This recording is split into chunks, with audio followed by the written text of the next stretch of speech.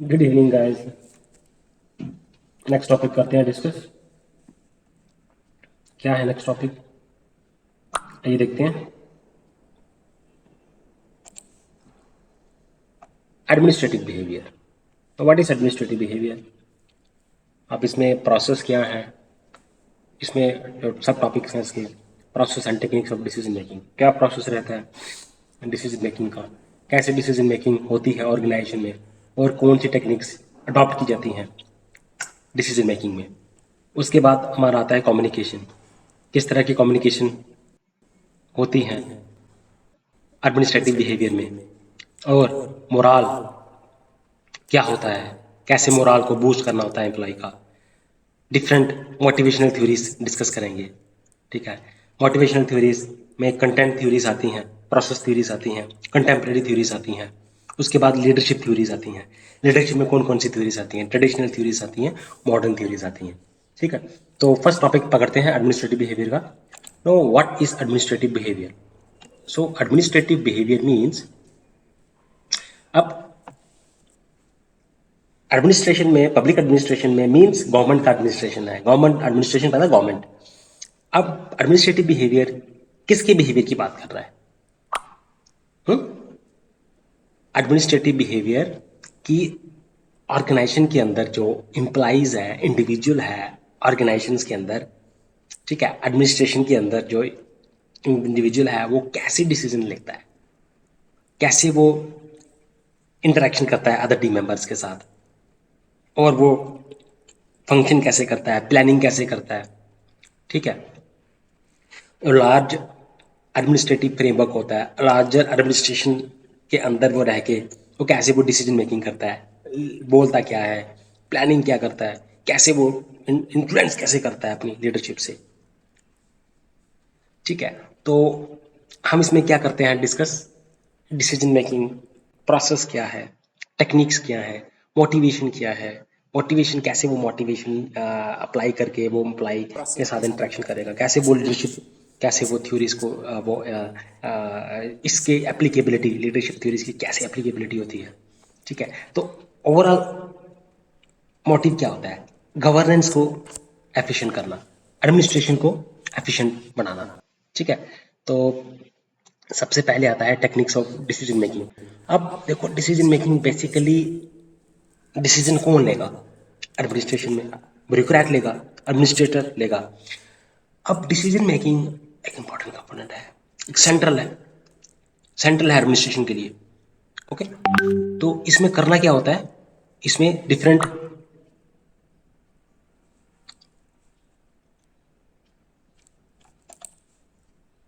तो आगे बढ़ते हैं। अ, देखिए, अब जो डिसीजन मेकिंग है वो सेंट्रल होती है, और अब इसमें टेक्निक्स क्या हैं, इसमें हम मॉडल्स क्या हैं डिसीजन मेकिंग के, वो हम स्टडी करेंगे। देखिए, ठीक है, पहले होता है rational decision making. Rational decision making में होता क्या है, तो रैशनल डिसीजन मेकिंग में क्या करता है, एडमिनिस्ट्रेटर ये मान के चलता है कि उसके पास रेलिवेंट इंफॉर्मेशन है। ठीक है, और अब अल्टरनेटिव अवेलेबल है उसके सामने, अल्टरनेटिव को चूज कर रहा है, कुछ क्राइटेरिया है चूज करने का। ठीक है, तो क्या करेगा वो उसके पास अवेलेबल है, और वो अल्टरनेटिव चूज करेगा जिससे उसके आउटकम मैक्सिमम होएगा। तो ये रैशनल डिसीजन मेकिंग है, क्योंकि जब इंफॉर्मेशन रैशनल होगी तो वो,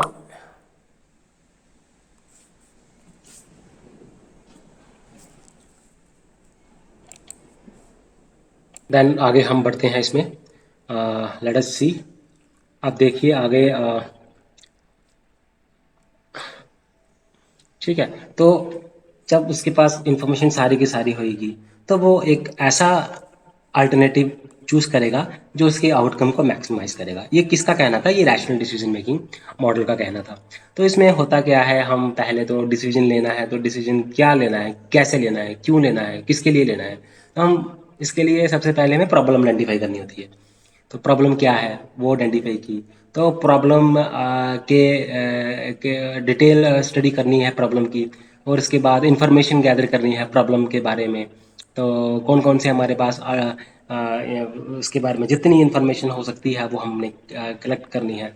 उसके बाद फिर हमने ऑल्टरनेटिव्स जनरेट करने हैं, ऑल्टरनेटिव्स क्या क्या रहेंगे, ठीक है। और अल्टरनेटिव्स कौन कौन से अवेलेबल है हमारे पास, तो हम वैल्यूएशन को, अल्टरनेटिव्स को वैल्यूएट करते हैं, कॉस्ट के एनालिसिस, कॉस्ट बेनिफिट एनालिसिस के ऊपर एनालिसिस कर सकते हैं, और हम उसके बाद जो अल्टरनेटिव बेस्ट होगा वो हम चूज़ करेंगे।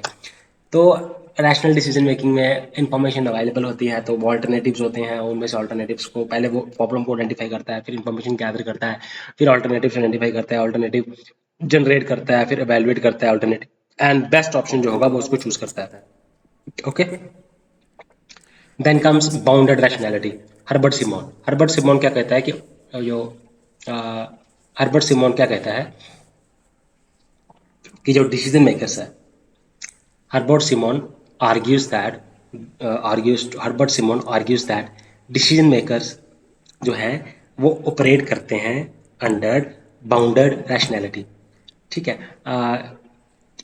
अब ये रैशनल डिसीजन मेकिंग से डिफरेंट है, क्योंकि उनमें क्षमता, कॉग्निटिव एबिलिटीज, कॉग्निटिव कंस्ट्रेंट्स की वजह से एबिलिटीज उनमें लिमिटेड होती है, ठीक है, कैपेबिलिटीज लिमिटेड होती है, इन्फॉर्मेशन जो है वो कंप्लीट अवेलेबल नहीं होती है, अवेलेबल इन्फॉर्मेशन, टाइम का कॉन्स्टेंट्स होता है, तो दे अब वो अल्टरनेटिव आइडेंटिफाई करने लगेंगे कि जिसमें मैक्सिमम आउटपुट होगा, वो पॉसिबल नहीं हो पाएगा। यहाँ पे उनको जो अल्टरनेटिव, जो ऑप्शन गुड इनफ लगता है, वो उनको सॉल्यूशन, वो उनको चूज करना होता है solution. Herbert Simon, good enough that satisfies, that thus this satisfies two solutions that are good enough. Well, the one that is good enough is definitely Herbert Simon. इंक्रीमेंटलिज्म क्या कहती है? इंक्रीमेंटलिज्म कहती है, जो किसने दिया था कॉन्सेप्ट? चार्ल्स लिंड ब्लॉम। लिंड ब्लॉम चार्ल्स लिंड ब्लॉम ने ये दिया था इंक्रीमेंटलिज्म। अब इंक्रीमेंटलिज्म क्या होता है कि हम डिसीजन लेना है, ऐसे नहीं होगा कि एकदम से डिसीजन ले लिया जाता है। ग्रैंड डिसीजन लेने के बजाय एडमिनिस्ट्रेशन क्या करती है, तो इंक्रीमेंटल डिसीजंस लेती हैं, इंक्रीमेंटल चेंजेस करती हैं based on existing policy. Incremental तो इसका हम बोलते हैं modelling thought process, modelling through process, creating a modelling through process. इसका मतलब क्या होता है? Creating a modelling through process. Okay, तो हम क्या करते हैं, हम लोग जो हैं, हम ग्रैंड डिसीजंस नहीं लेते हैं, हम ग्रैंड डिसीजंस के बजाय एडमिनिस्ट्रेटर्स जो हैं वो क्या करते हैं, स्मॉल इंक्रीमेंटल चेंजेस लाते हैं, लेके आते हैं डिसीजंस में, और पॉलिसीज के बेस पे।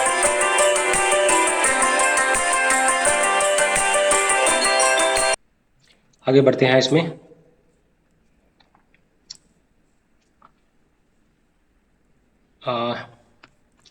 ठीक है, अब क्या होता है कि डिसीजन जो होता है वो एडमिनिस्ट्रेशन क्या करती है, मूव करती है इन स्मॉल स्टेप्स, ठीक है। तो जैसे फॉर एग्जांपल गवर्नमेंट ने जब रिस्पांस किया था, पॉलिसी रिस्पांस दिया था कोविड-19 के अगेंस्ट, तो क्या हुआ था, डिसीजन मेकिंग कैसे ली? ऐसा तो नहीं कि एकदम से ग्रैंड डिसीजन ले लिया गया, है ना, है कि नहीं?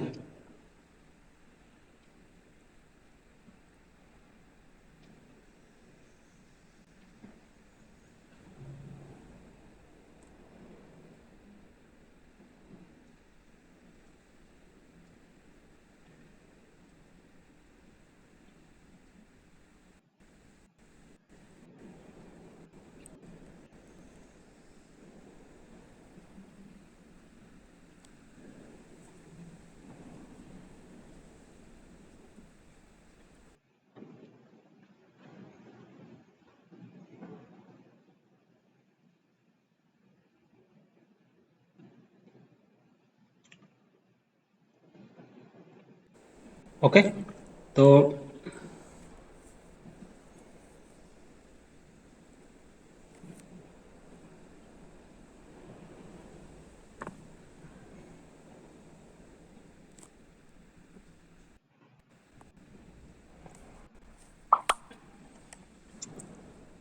ठीक है। तो जैसे शुरुआत में क्या किया गवर्नमेंट ने, क्या किया सबसे पहले बताओ?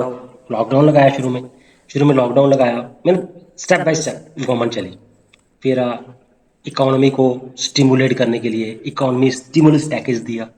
ठीक है। उसके बाद फिर धीरे धीरे इंक्रीमेंटली और क्या किया, उसके बाद फिर इंश्योर किया फूड। ठीक है। Basic necessities. ठीक है। उसके बाद फिर वैक्सीनेशन ड्राइव, ये इंश्योर किया। ठीक है। तो ये फिर सारी चीज़ें जो थी इंक्रीमेंटली की थी, ताकि जो पैंडेमिक था वो इवॉल्व कर रहा था, वो उसके नए नए वेरिएंट आ रहे थे, तो उसको पॉलिसीज़ को एडजस्ट किया गया सिचुएशन के according. That is called incrementalism. Okay. तो ये मॉडल प्रोसेस, ये टेक्निक्स हैं डिसीजन मेकिंग की। सबसे पहली टेक्निक है rational decision making. Rational decision making में इंफॉर्मेशन अवेलेबल होती है, पूरी की पूरी इंफॉर्मेशन अवेलेबल होती है, और वो आउटकम चूज किया जाता है जो कि बेस्ट हो। तो हम क्या करते हैं, अल्टरनेटिव को आइडेंटिफाई करते हैं, चूज करते हैं based on certain criteria. Okay. Then उसके बाद चलता है कि आगे आप बढ़ते हो रैशनल डिसीजन मेकिंग की तरफ। तो ठीक है। तो इसमें आप आगे चलते हो, रैशनल डिसीजन मेकिंग मॉडल होता है, और उसके बाद जब क्या होता है कि बाउंडेड रैशनैलिटी की तरफ बढ़ते हैं। अब बाउंडेड रैशनैलिटी क्या चीज़ है? अब हर्बर्ट सिमोन ने क्या किया? हर्बर्ट सिमोन ने दिया कि रैशनल डिसीजन मेकिंग तो पॉसिबल नहीं है, क्योंकि हमारा कॉग्निटिव कॉन्स्ट्रेंट्स है, अनलिमिटेड इन्फॉर्मेशन अवेलेबल होती है, टाइम कंस्ट्रेंट्स होता है। तो कहा कि इन्फॉर्मेशन आपको जो है गुड इनफ जो होगा ना डिसीजन, वो उस डिसीजन को वो एक्शन लेना है। अब थर्ड इज इंक्रीमेंटलिज्म। इंक्रीमेंटलिज्म होता है कि जो डिसीजन मेकिंग है, ग्रैंड डिसीजन एक ही बार में जो है वो इम्प्लीमेंट नहीं किया जाता, स्टेप बाय स्टेप में इंक्रीमेंटल स्टेप्स लिए जाते हैं। जैसे आपको बताया मैंने, फूड नेसेसिटीज़, जो एसेंशियल चीज़ें थी वो अवेलेबिलिटी इंश्योर की, लॉकडाउन लगाया। उसके बाद फिर जब सिचुएशन नॉर्मल हो गई, फिर क्या हुआ, गवर्नमेंट ने इकॉनमी को पटरी में लाने के लिए इकोनॉमिक स्टिमुलस पैकेज दिया। उसके बाद फिर जब इकॉनमी धीरे धीरे ट्रैक पे आने लगी, तो उसके बाद फिर वैक्सीनेशन का साथ साथ में वो डेवलप कर रहे थे, और वैक्सीनेशन जैसे ही डेवलप हो गई, टेस्टिंग हो गई, फिर वैक्सीनेशन ड्राइव भी कैरी आउट की। तो इसको हम बोलते हैं इंक्रीमेंटलिज्म। ओके। तो कंटेम्प्रेरी एग्जांपल मैंने दे दिया आपको कि गवर्नमेंट की रिस्पॉन्स कैसा था कोविड-19 को लेके। ठीक है। अब देखो अब जब बाउंडेड रैशनैलिटी होती है, क्रिटिसिज्म या इंक्रीमेंटलिज्म होती है, तो ऑप्टिमल डिसीजन नहीं लिए जाते। सब ऑप्टिमल डिसीजंस होते हैं, एफिशिएंट डिसीजन नहीं होते। नेचुरली इन्फॉर्मेशन जब नहीं होगी तो ऑप्टिमल डिसीजन तो तभी होगा ना जब इन्फॉर्मेशन ज़्यादा से ज़्यादा अवेलेबल होगी। तो लार्ज जो सिस्टमैटिक इश्यूज हैं वो एड्रेस लार्जर सिस्टमैटिक इश्यूज हैं एडमिनिस्ट्रेशन में, उनको एड्रेस करने में थोड़ी सी दिक्कत आएगी। That is communication in administration. Then next is effective जो कम्युनिकेशन है वो क्या है, वाइटल है। एक effective communication is vital for coordination, decision making and ensuring that goals are achieved within an organization। अब कम्युनिकेशन क्या होती है? इफेक्टिव जो कम्युनिकेशन जो है ना वो किसके लिए है? कम्युनिकेशन देखिए हमने उसने भी किसी ने जो बर्नार्ड थे, उन्होंने भी जब फंक्शंस ऑफ एग्जीक्यूटिव दिए थे तो उसमें कम्युनिकेशन एक इम्पॉर्टेंट एलिमेंट था। ठीक है। तो कम्युनिकेशन डिसीजन मेकिंग में तो हेल्प करती है। कम्युनिकेशन जो है वो विलिंगनेस ऑब्टेन करने में हेल्प करती है, कोऑर्डिनेशन में हेल्प करती है, और इंश्योर करती है कि goals are achieved with an organisation.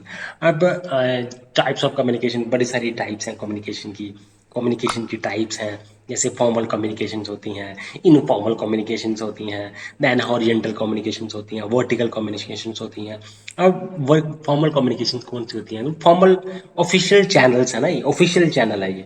जैसे एक ऑफिस से दूसरे ऑफिस में जाना, छोटे ऑफिस से बड़े ऑफिस में चीज जाती है, तो that is official channel with hierarchy बनी है ना, एक हिरारकी है, स्ट्रक्चर हिरारकी है। तो स्ट्रक्चर में स्टेप बाय स्टेप वो चीजें बॉटम से टॉप की तरफ जाती हैं। फॉर्मल कम्युनिकेशन बॉटम से टॉप की तरफ जाती हैं स्टेप बाय स्टेप, और टॉप से बॉटम की तरफ आती है। ऑफिशियल चैनल्स जो होते हैं बीच में उनको फॉलो करती है। Informal communication. अब इनफॉर्मल कम्युनिकेशन क्या है?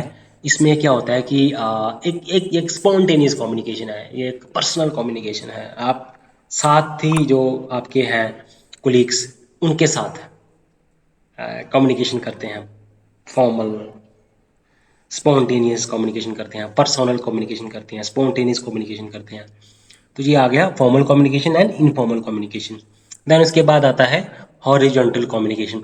हॉरिजॉन्टल कम्युनिकेशन में हम क्या करते हैं, ये होता है बिटवीन कोलिग्स और departments at the same level पे जो कोलिग्स हैं उनकी आपस में जब कम्युनिकेशन होती हैं, that is horizontal communication. Vertical communication होती है जब different organisational structure hierarchy structure के बीच में जब कम्युनिकेशंस होती हैं, तो टॉप से बॉटम, बॉटम से अप, उसको हम बोलते हैं वर्टिकल कम्युनिकेशन। तो formal communication, informal communication, vertical communication है, हॉरिजॉन्टल कम्युनिकेशन, ये टाइप्स है कम्युनिकेशन की। अब कम्युनिकेशन से क्या होता है, एक तो अब पॉलिसी को एग्जीक्यूट करना है तो कम्युनिकेशन करनी पड़ेगी, बताना पड़ेगा, है ना। और कम्युनिकेशन अगर हम करेंगे तो अकाउंटेबिलिटी भी आएगी, इससे ट्रांसपेरेंसी भी आएगी, है ना। तो कोऑर्डिनेशन अच्छे से हो पाता है ना। अब गोल की अलाइनमेंट भी करनी है, गोल है ऑर्गेनाइजेशन का, उसको अलाइन करना है एम्प्लॉय गोल के साथ। तो तो टीम कोऑर्डिनेशन भी होएगी और गोल अलाइनमेंट भी होएगी, ठीक है। अब क्लैरिटी आएगा पॉलिसी एग्जीक्यूशन में, ट्रांसपेरेंसी आएगी, अकाउंटेबिलिटी आएगी, ठीक है। तो ये इम्पोर्टेंस है एडमिनिस्ट्रेशन का। अब देखो कम्युनिकेशन हम करते हैं, कम्युनिकेशन अब जो पॉलिसी को इम्प्लीमेंट करना है, एग्जीक्यूशन करना है, तो उसमें भी हेल्प करती है ना। तो कोई भी इंस्ट्रक्शंस पास करनी है वो भी हेल्प करती है ना। कोई भी क्लैरिटी चाहिए होगी, क्लैरिटी नहीं है तो वो भी इम्प्रूव करती है। कम्युनिकेशन होएगी तो ट्रांसपेरेंसी भी आएगी, जब बॉटम से टॉप कम्युनिकेशन होएगी। तो जब कुछ चीज़ें कम्प्लेक्स होंगी तो उसको स्मूथ करने के लिए, ट्रांसपेरेंट प्रोसेस करने के लिए कम्युनिकेशन का होना बहुत ज़रूरी है। तो अब कम्युनिकेशन, कौन सी कम्युनिकेशन किस इन्वायरमेंट में सूटेबल है, तो ये एडमिनिस्ट्रेटर को दिखना पड़ता है, ठीक है। हर एक कम्युनिकेशंस के पॉजिटिव्स हैं, नेगेटिव्स हैं, ठीक है। अब देखो कंटेम्प्रेरी एग्जांपल देता हूँ। क्या होता है कि गवर्नमेंट क्या करती है, बड़े सारे सोशल प्लेटफॉर्म्स हैं, सोशल मीडिया है, गवर्नमेंट एजेंसीज करती हैं इस्तेमाल, जैसे फेसबुक को करती है इस्तेमाल, माई गोव को करती है, ट्विटर को करती है। तो गवर्नमेंट क्या करती है, एजेंसीज जो हैं पब्लिक के साथ कम्युनिकेट करती हैं, तो क्लैरिटी होती है कम्युनिकेशन में, अवेयरनेस होती है कम्युनिकेशन से, इम्प्लीमेंटेशन होती है ना, सोशल ऑडिट भी हो सकता है ना, अकाउंटेबिलिटी भी आती है ना। तो और गैप जो होता है ना, गैप वो सिटीजन के बीच और एडमिनिस्ट्रेशन के बीच गैप जो है वो कम हो जाता है इससे, ठीक है। अब देखो, अब ज़्यादा इनफॉर्मल कम्युनिकेशन के ऊपर ज़्यादा भी रिलायंस नहीं करना होता है, क्योंकि इससे क्या होता है कि मिस कम्युनिकेशन हो सकती है, लैक ऑफ अकाउंटेबिलिटी रहती है उसमें, है ना। तो आप रिलाई ही नहीं करें इनफॉर्मल कम्युनिकेशन के ऊपर, फॉलो करें फॉर्मल कम्युनिकेशन के थ्रू। इनफॉर्मल कम्युनिकेशन,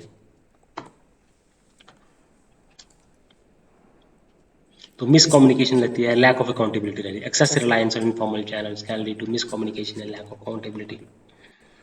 अब क्या है morals in public administration, moral in public administration, what is moral in public administration, इसके बारे में हम डिस्कस करते हैं।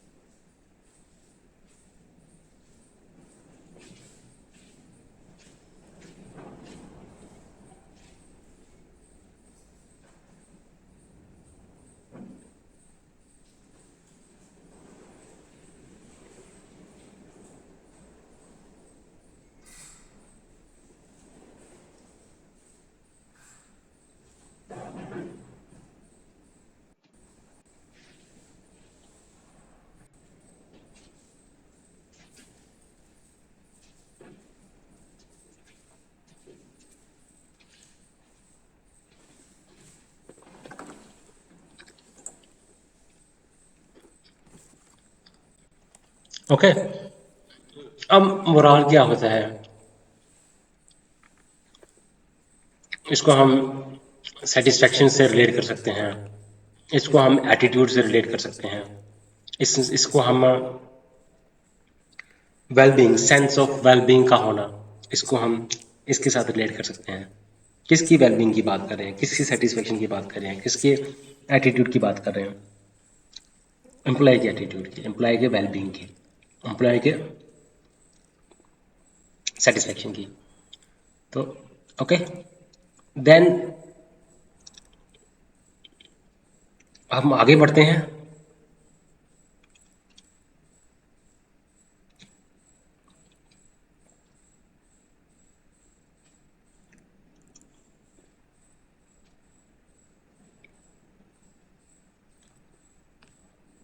ओके, तो होता क्या है, मोराल को हमने क्या करना होता है, हाई करना होता है, लो करना होता है, हाई करना होता है मोराल को।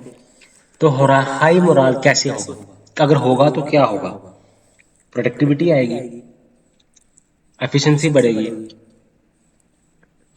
और वर्क एनवायरनमेंट जो है वो पॉजिटिव होगा। क्या हम ऐसे कह सकते हैं कि वर्क एनवायरनमेंट अगर हमने पॉजिटिव किया तो वो भी इम्पैक्ट करता है मोराल। जब मोराल हाई होगा तो वर्क एनवायरनमेंट भी पॉजिटिव होगा, कमिटमेंट होएगी, कमिटमेंट ज़्यादा रखना है अपने, commitment, that is more important. अब मोराल है क्या, मोराल को हम रिलेट कर सकते हैं सेटिस्फेक्शन के साथ, एटीट्यूड के साथ, ओवरऑल वेलबींग ऑफ एम्प्लॉइज के साथ। तो मोराल तो हाई करना पड़ेगा। अब मोराल कैसे इफेक्ट होता है, मोराल कौन कौन से फैक्टर्स हैं, वो पता होना चाहिए एडमिनिस्ट्रेटर को, ताकि वो मोराल को हाई कर सके। जॉब सेटिस्फेक्शन, जॉब में अगर सेटिस्फाइड है तो मोराल हाई होगा। वर्क लाइफ बैलेंस, जब वर्क लाइफ बैलेंस होगा तो मोराल भी हाई होगा। ओके, उसके बाद आता है रिकॉग्निशन। जब उसको रिकॉग्निशन होगा, अवार्ड उसको मिलेंगे, इंसेंटिव्स उसको मिलेगा, तो नेचुरली तो जो मोराल होगा वो हाई होगा। तो इंसेंटिव तो देना पड़ेगा, रिकॉग्निशन तो देनी पड़ेगी। और अब देखना है कि मैनेजमेंट स्टाइल कैसा है, बेनिवोलेंट ऑटोक्रेटिक है, पार्टिसिपेटिव ऑटोक्रेटिक है, कंसल्टेटिव है, और पार्टिसिपेटिव मैनेजमेंट है। तो कैसा है मैनेजमेंट स्टाइल, पार्टिसिपेटरी है या ऑटोक्रेटिक है, तो ये भी मोराल को इफेक्ट करता है। अब बड़े सारे फैक्टर हैं, organisation culture, organisation structure, interpersonal relation, human relation, ये सब चीजें फैक्टर्स जो है वो मोराल को बूस्ट करते हैं। अब मोराल को अगर हम बात करें, मोराल जब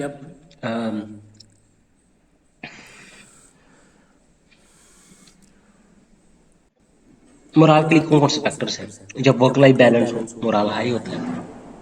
और कौन से फैक्टर्स हो सकते हैं, जब रिकॉग्निशन मिले एम्प्लॉय को, वो भी एक रिवार्ड सिस्टम हो, वो भी फैक्टर्स जो है वो इफेक्ट करता है ना। अब मैनेजमेंट स्टाइल कैसा है, पार्टिसिपेटरी है, बेनिवोलेंट है, ऑटोक्रेटिक है, ये हमने डिस्कस किया था। तो मैनेजमेंट स्टाइल भी इफेक्ट करता है ना। तो इंटरपर्सनल रिलेशन भी इफेक्ट करते हैं मोराल को, ऑर्गेनाइजेशनल कल्चर भी इम्पैक्ट करता है, ऑर्गेनाइजेशनल कल्चर भी मोराल को इफेक्ट करता है पब्लिक एडमिनिस्ट्रेशन में। ओके, तो पब्लिक एडमिनिस्ट्रेशन में ये इफेक्ट करता है ऑर्गेनाइजेशनल कल्चर। ओके, तो हम एग्जांपल देते हैं। अब इंडियन पुलिस की जो मॉडर्नाइजेशन की जा रही है, उसके लिए एफर्ट्स किए जा रहे हैं एडमिनिस्ट्रेशन द्वारा, गवर्नमेंट द्वारा। तो पॉलिसीज का एम क्या है, वर्किंग कंडीशन, मॉडर्नाइजेशन कैसे हो रही है, वर्किंग कंडीशन को इम्प्रूव किया जा रहा है, तो क्या होगा, मोरल हाई होगा, बेटर फैसिलिटीज दी जा रही है, मोरल हाई होगा, रिवार्ड सिस्टम्स है, रिकॉग्निशन है ना। तो जो उनके मेंटल हेल्थ इश्यूज हैं उनको भी एड्रेस किया जा रहा है, मोरल उनका इम्प्रूव करने के लिए। चैलेंजिंग टाइम्स में जब लॉ एंड ऑर्डर उनको हैंडल करना होता है, प्रोटेस्ट को हैंडल करना होता है, पेंडेमिक्स को हैंडल करना होता है, क्राइसिस मैनेजमेंट करना होता है पुलिस ने, तो उनको जो है वो मेंटल हेल्थ प्रोग्राम्स उनके लिए हैं, इन्वायरमेंटल फैसिलिटीज बेटर की जा रही है उनके लिए, रिवॉर्ड दिए जा रहे हैं, रिकॉग्निशन दी जा रही है, तो मॉडर्नाइजेशन कर टेक्नोलॉजी इंट्रोड्यूस की जा रही है, वेब कैमरा लगाए जा रहे हैं पुलिस स्टेशन में, ठीक है। तो डेटाबेस टेक्नोलॉजी का यूज किया जा रहा है ज़्यादा से ज़्यादा। तो ये मोराल को बूस्ट कर रहे के स्ट्रेटजीज हैं। अब अब ये चीज़ है कि हम मोराल को थोड़ा डिफिकल्ट है मेजर करना, ऐसा मानते हैं। कुछ लेवल तक तो हम इसको पता कर सकते हैं यार, हम इसको क्वांटिटेटिव टर्म्स में मेजर नहीं कर सकते। एंड अब बड़ा ब्यूरोक्रेटिक स्ट्रक्चर होगा तो उसमें भी मोराल को मेजर करना मुश्किल होता है। तो ये था मोराल। मोराल बेसिकली है क्या, बड़ी सारी वेलबींग है, मेंटल हेल्थ प्रोग्राम्स हैं, है ना, तो कमिटमेंट तो सेंस ऑफ सेटिस्फेक्शन है ना, एटीट्यूड है। तो ये सारी matter this are all about moral. तो मोरल को फैक्टर्स, बहुत सारे फैक्टर्स हैं जो कि इसको इम्पैक्ट करते हैं। और एग्जांपल भी मैंने दे दिया आपको, कंटेम्प्रेरी एग्जांपल। ठीक है, अब मोटिवेशनल थ्योरीज की बात करते हैं। अब मोटिवेशनल क्या चीज है? अब मोटिवेशन बेसिकली है क्या? मोटिवेशन ड्राइविंग फोर्स, ये फोर्स है जो ड्राइव करती है आपको। ठीक है, एक ड्राइविंग फोर्स है बिहाइंड इम्प्लॉय बिहेवियर। आप बिहेव कैसा करते हैं, उसके पीछे ड्राइव क्या है। ड्राइव होगी ना, मैं बोल रहा हूँ, मैं खुश हूँ, मैं दुखी हूँ, है ना, मैं कोई एक्टिविटी कर रहा हूँ, तो वो एक ड्राइविंग फोर्स होगी। ड्राइविंग फोर्स के बिना आप कुछ नहीं कर सकते। प्रोडक्टिविटी होगी बिहेवियर के पीछे, कैसा बिहेवियर है, प्रोडक्टिविटी के पीछे एक ड्राइविंग फोर्स है। तो बहुत सारी थ्योरीज हैं जो कि मोटिवेशन को एक्सप्लेन करती हैं, वर्क प्लेस में मोटिवेशन को कैसे एक्सप्लेन किया जाता है। मैस्लोस नीड हायरार्की थ्योरी है। तो मैस्लो ने कहा कि हर एक इंडिविजुअल में 5 लेवल ऑफ नीड्स होती हैं।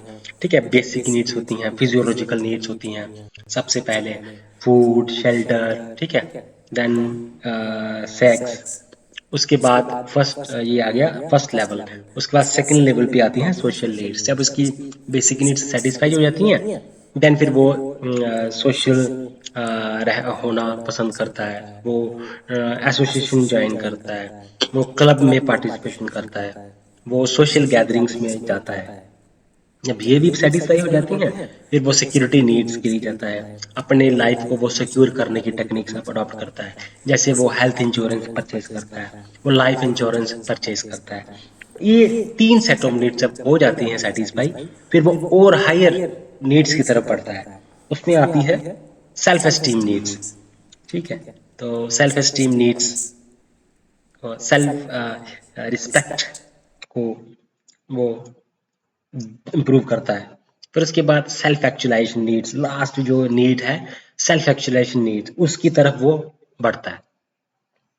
तो जब ये लोअर ऑर्डर के नीड्स जब सेटिस्फाई हो जाए ना, जब मीट हो जाए, तो उसके बाद ही हायर लेवल नीड्स के ऊपर वो फोकस करता है। तो मोटिवेशनल थ्योरी जो है वो मोटिवेशन को स्टडी करने में वर्क प्लेस में हेल्प करती है। ठीक है, ये उसके बाद हर्ज़बर्ग्स टू फैक्टर थ्योरी है। अब हर्ज़बर्ग्स ने क्या किया, मोटिवेशन फैक्टर्स को 2 हिस्सों में बांटों में डिवाइड किया। हाइजीनिक फैक्टर्स हैं, तो जैसे हाइजीनिक फैक्टर सैलरी है, वर्क कंडीशन है। तो जो हाइजीनिक फैक्टर्स है ना, तो वो डिससेटिस्फेक्शन को कम करते हैं। सेटिस्फेक्शन को छोड़ो, सेटिस्फेक्शन को भूल जाओ। हाइजीनिक फैक्टर जो है वो डिससेटिस्फेक्शन को कम करते हैं। ठीक है, और मोटिवेटर्स होते हैं रिकॉग्निशन, अचीवमेंट, अचीवमेंट। तो ये जो चीजें हैं ना, ये चीजें जो है वो मोटिवेशन को इंक्रीज कर रहे हैं। अगर अगर एम्प्लॉय की मोटिवेशन को इम्प्रूव करना है तो रिकॉग्निशन देनी पड़ेगी, सेटिस्फेक्शन देनी पड़ेगी। अगर डिससेटिस्फेक्शन को कम करना है तो हाइजीनिक फैक्टर्स पे फोकस करना पड़ेगा, उसको सैलरी पे फोकस करना पड़ेगा, वर्क कंडीशन पे फोकस करना पड़ेगा। तो ये हर्ट्ज़बर्ग की 2 फैक्टर थ्योरी थी। तो किस तरह से उसने मोटिवेशनल फैक्टर्स हैं उनको डिवाइड किया। ठीक है, तो उसके बाद एक और थ्योरी आती है McGregor theory, X and theory Y. ठीक है, तो ये भी एक बड़ी इंपॉर्टेंट थ्योरी है मोटिवेशन की। तो हम देखते हैं कि थ्योरी एक्स में जो इम्प्लाइज आते हैं उनको बोलते हैं कि वो लेजी होते हैं और उनके ऊपर स्ट्रिक्ट जो है वो मेजर्स अडॉप्ट करने होते हैं। और जो थ्योरी वाई में आते हैं एम्प्लॉय, वो अपने आप को सेल्फ मोटिवेट करते हैं और ऑटोनॉमी में वो एक्सेल करते हैं, रिस्पॉन्सिबिलिटी में वो एक्सेल करते हैं। They thrive under autonomy and responsibility, that is McGregor's theory X and theory Y. Then contemporary example की बात करें तो वर्क प्लेस इंसेंटिव्स क्या है। हम बात करते हैं work place incentives in government agencies. For example PM award, excellence, PM award for excellence in public administration. ये क्या करता है, मोटिवेट करता है एम्प्लॉयज को to deliver to excel in delivering service and innovative schemes को इम्प्लीमेंट करना, जिससे सर्विस को डिलीवर करना। तो ये वर्क प्लेस इंसेंटिव्स है ना, किसके, गवर्नमेंट स्कीम्स में, work place incentive government agencies में पीएम अवार्ड है फॉर एक्सेलेंस इन एडमिनिस्ट्रेशन, ये मोटिवेट करता है एम्प्लॉय। तो ये सारी चीजें हैं थ्योरीज ऑफ मोटिवेशन के अंदर। Okay guys,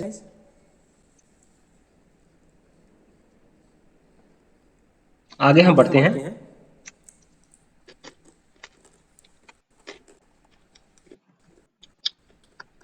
theories of leadership की तरफ। देखो, अब मोटिवेशन क्या है, एक इम्पॉर्टेंट कंपोनेंट है, एक ड्राइविंग फोर्स है। अब लीडरशिप थ्योरी क्या है, ये भी एक क्रिटिकल एलिमेंट है एडमिनिस्ट्रेशन में। तो अब बहुत सारी थ्योरीज आई हैं जो बहुत सारी थ्योरीज एक्सप्लेन करती हैं कि लीडरशिप का क्या रोल है इफेक्टिव एडमिनिस्ट्रेशन में। तो दो थ्योरीज आती हैं, traditional leadership theories, then modern leadership theories. अब ट्रेडिशनल लीडरशिप थ्योरीज की बात करें तो सबसे पहले आती है ट्राइड थ्योरी। ट्राइड थ्योरी कहती है कि जो लीडर्स होते हैं ना, उनके अंदर जन्म से ही वो, उनके अंदर क्वालिटीज होती हैं। Leaders possess certain innate qualities, for example intelligence हो गया, असर्टिवनेस हो गया। ये लीडर्स के अंदर तो भाई इनबॉर्न ही होती है, ये ट्रेड थ्योरी का कहना है, सर्टेन इनेट क्वालिटीज होती है। दूसरा कहता है कि बिहेवियरल थ्योरी। अब बिहेवियरल थ्योरी क्या बोलती है, ये भी एक ट्रेडिशनल लीडरशिप थ्योरी है। बिहेवियरल थ्योरी कहती है कि लीडर्स के फोकस एक्शन के ऊपर ये इम्पैसिस ले करती है। फोकस ऑन लीडर्स एक्शन, कि क्या लीडर टास्क पे ज्यादा फोकस करता है या रिलेशन ओरिएंटेड है लीडर, टास्क ओरिएंटेड है या पीपल ओरिएंटेड है। तो हर एक का, अगर टास्क ओरिएंटेड उसका बिहेवियर है तो उसको कहाँ पे प्लेस करना है एडमिनिस्ट्रेशन ने, और अगर पीपल ओरिएंटेड लीडर है तो उसको, उसकी पोस्टिंग, उसको कहाँ, किस टीम में उसको डालना है, या किस टीम को वो लीड करेगा, या कौन सा वो सेक्टर में वो ग्रो करेगा। That is taken care of by behavioural theories. You got my point? ठीक है, उसके बाद आगे आते हैं कंटिंजेंसी थ्योरी। अब कंटिंजेंसी थ्योरी क्या बोलती है कि देखो, इनेट क्वालिटीज ठीक है, लीडर के अंदर इनेट क्वालिटीज होती हैं, है ना। बिहेवियरल थ्योरीज को कैसा उसका बिहेवियर है, वो एफिशिएंसी ओरिएंटेड है जहाँ टास्क ओरिएंटेड है, जहाँ लीडर, जहाँ पीपल ओरिएंटेड है। कंटिजेंसी कहती है कि अगर लीडरशिप की इफेक्टिवनेस देखनी है ना, तो उसको सिचुएशनल फैक्टर्स पे डिपेंड करेगी। Leadership effectiveness depends upon situational factors. Example, leadership style. Okay, leadership style कैसा है, ओके। देन अब ऑर्गेनाइजेशनल का एनवायरनमेंट कैसा है, तो उसके ऊपर भी डिपेंड करता है लीडर का कि कितना इफेक्टिव है, किस और क्या फॉलोवर लीडर को एक्सेप्ट करने के लिए रेडी हैं या नहीं है, उनकी रेडीनेस, फॉलोअर्स की रेडीनेस कितनी है। अब एनवायरमेंटल सर्कमस्टांसेस कैसे हैं। अब ऑर्गेनाइजेशन का एनवायरनमेंट में ऐसा नहीं है कि हर एक लीडर सक्सेसफुल पाएगा। हमने एनवायरनमेंट को स्टडी करना है, ठीक है, और लीडरशिप स्टाइल को देखना है, और फॉलोअर्स की रेडीनेस को देखना है। तो इनको ध्यान में रखे हमने देखना है कि कौन सा लीडरशिप स्टाइल किस एनवायरनमेंट में प्रोडक्टिव होगा। You got my point?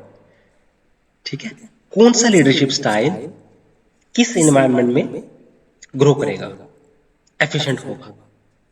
तो ये थी ट्रेडिशनल थ्योरीज ऑफ लीडरशिप, जिसमें आती है ट्रेड थ्योरीज, बिहेवियरल थ्योरीज आती हैं, कंटिजेंसी थ्योरी आती है। उसके बाद हम बढ़ते हैं मॉडर्न लीडरशिप थ्योरीज। अब मॉडर्न, ये तो आगे ट्रेडिशनल थ्योरीज। अब मॉडर्न लीडरशिप थ्योरीज कहती है ट्रांसफॉर्मेशनल लीडरशिप। ये पहली थ्योरी है मॉडर्न लीडरशिप थ्योरी की। तो ट्रांसफॉर्मेशन कहता है कि जो लीडर होता है ना, वो इंस्पायर करता है, मोटिवेट करता है फॉलोअर्स को, ताकि वो अपनी एक्सपेक्टेशन से एक्सीड कर सके और पॉजिटिव चेंजेस ले आए विद इन द ऑर्गेनाइजेशन। क्या करता है लीडर? लीडर अपने फॉलोअर्स को मोटिवेट करता है, अपने उनको इंस्पायर करता है, ताकि वो अपने एक्सपेक्टेशंस से एक्सीड करें और पॉजिटिव चेंजेस ले आए ऑर्गेनाइजेशन में। ठीक है। दूसरा होता है servant leadership. Servant leadership focus क्या करता है कि वो वो एज ए रोल करता है servant. It focus on the leaders role as a servant. Servant की तरह, वो सर्वेंट की तरह वर्क करता है टू द एम्प्लॉइज। मतलब वो उनकी वेलबींग को प्रायोरिटाइज करता है, उनकी मेंटल हेल्थ को प्रायोरिटाइज करता है, उनकी डेवलपमेंट के ऊपर प्रायोरिटाइज करता है। That is servant leadership. Servant, आप don't take it in a negative sense, ठीक है, means one who caters, one who thinks about the well-being of the employees. That is called servant leadership. And next is distributed leadership. Distributed leadership भी एक unique, एक modern leadership theory है। Distributed leadership क्या करता है कि वो leader क्या करता है, वो ये कम्युनिकेट करता है अपने फॉलोअर्स को कि ये एक शेयर्ड रिस्पॉन्सिबिलिटी है, levels across all levels of the organisation में ये शेयर रिस्पॉन्सिबिलिटी है। लीडर, एक लीडर नहीं होगा ऑर्गेनाइजेशन में ज्यादा लीडर्स होंगे, हर एक लेवल्स पे लीडर होंगे जो कि लीडरशिप को आगे, जो कि टीम को आगे लेके जाएंगे। तो ये लीडरशिप क्या है? बेसिकली शेयर्ड रिस्पॉन्सिबिलिटी है। ओके, फॉर एग्जाम्पल, जैसे हम एग्जाम्पल देते हैं, प्रधानमंत्री Shri Narendra Modi, government in at the union level. तो इसके, इनके जो लीडरशिप स्टाइल है वो एग्जाम्पल है ट्रांसफॉर्मेशनल लीडरशिप। चाहे वो जो रिफॉर्म्स, जीएसटी रिफॉर्म्स की बात करें, चाहे वो कोविड मैनेजमेंट के टाइम पे जो क्राइसिस मैनेजमेंट का रोल रहा, चाहे वो लॉ एंड ऑर्डर मेंटेन करने में रोल रहा, चाहे वो एक्सटर्नल सिक्योरिटी को लेके जो काम किए, चाहे वो इकोनॉमी को बूस्ट करने में जो रोल रहे, तो इनका एक ट्रांसफॉर्मेशन रोल रहा है यूनियन गवर्नमेंट में। ठीक है। तो चाहे वो वर्ल्ड के साथ इंडिया को ग्लोबल लीडर बनाने में कंट्रीब्यूशन हो, चाहे वो ट्रेड को बढ़ाने में कंट्रीब्यूशन हो, चाहे वो बैंकिंग को इम्प्रूव करने में रोल हो, ओवरऑल। तो ये एक एग्जाम्पल है ट्रांसफॉर्मेशन लीडरशिप की। ठीक है। तो ये था। अब देखिए, समटाइम्स उसके बाद क्रिटिसिज्म क्या है। अब क्रिटिसिज्म होता है, हर थ्योरीज के अपने प्लस पॉइंट्स होते हैं, सब नेगेटिव होते हैं, तो इसका भी क्रिटिसिज्म है ना। तो क्या होता है कि जो ट्रांजैक्शनल लीडरशिप होता है ना, वो इफेक्टिव होता है उस जगह में जहां पे एक्सपेक्टेशंस नीडेड हो, एक्सपेक्टेशंस हो, जहां पे एक्सपेक्टेशंस डिमांड की जाए, क्लियर स्ट्रक्चर हो। ठीक है ना। तो ये चीजें, इन चीजों का तो होएगा, हर चीज के प्लस पॉइंट्स भी होते हैं, नेगेटिव पॉइंट्स भी होते हैं। ओके।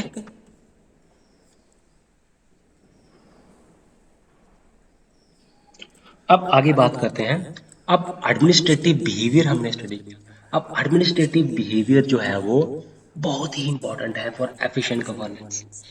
चाहे वो मॉडल्स हो डिसीजन मेकिंग के, चाहे वो मोटिवेशनल थ्योरीज हो, चाहे वो कम्युनिकेशंस हो, चाहे वो मोरल हो, चाहे वो लीडरशिप थ्योरीज हो।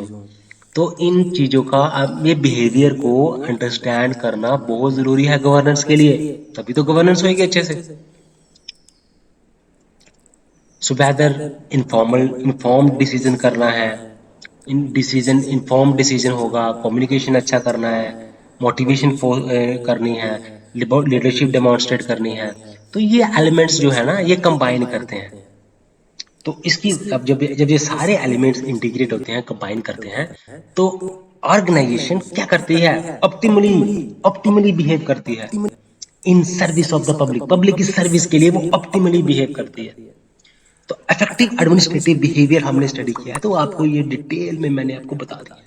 तो इफेक्टिव एडमिनिस्ट्रेटिव बिहेवियर क्या है, वो तभी होगा जब हम इंटीग्रेशन करेंगे, मोटिवेशनल थ्योरीज को इंटीग्रेशन करेंगे, चाहे वो हर्ट्जबर्ग थ्योरी है, चाहे वो मैस्लोज नीड हायरार्की थ्योरी है, चाहे वो हर्ट्जबर्ग टू फैक्टर थ्योरी है, चाहे वो लीडरशिप थ्योरीज है, मॉडर्न ट्रेडिशनल थ्योरीज है या ट्रेडिशनल थ्योरीज है, इनको इंटीग्रेट करेंगे, कम्युनिकेशन को इंटीग्रेट करेंगे, फिर मोरल को इंटीग्रेट करेंगे। तो इससे क्या होगा, हम जब इन चीजों को, ऑर्गेनाइजेशनल बिहेवियर को जब हम एक डायरेक्शन देंगे कि कैसे जो है वो ऑर्गेनाइजेशन बिहेव करेगा, डिसीजन मेकिंग कैसे करेगा, ठीक है, तो इससे क्या होगा, ट्रांसपेरेंसी आएगी, एफिशिएंसी आएगी, फिर अकाउंटेबिलिटी आएगी।